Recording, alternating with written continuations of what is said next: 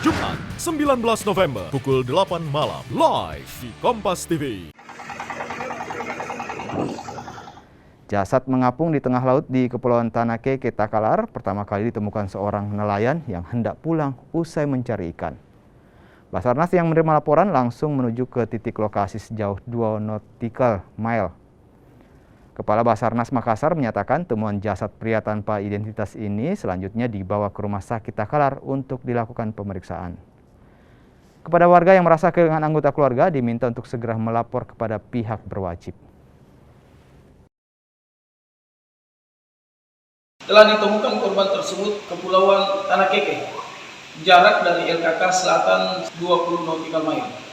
Ditemukan dalam keadaan meninggal dunia dan korban tersebut langsung dievakuasi ke rumah sakit terdekat. Dan kami menghimbau kepada seluruh nelayan yang ada di Makassar ini atau yang sering melakukan pelayaran agar hati-hati karena cuaca sekarang ini adalah cuaca yang ekstrim, mulai dari ketinggian ombak dan angin yang sangat kencang.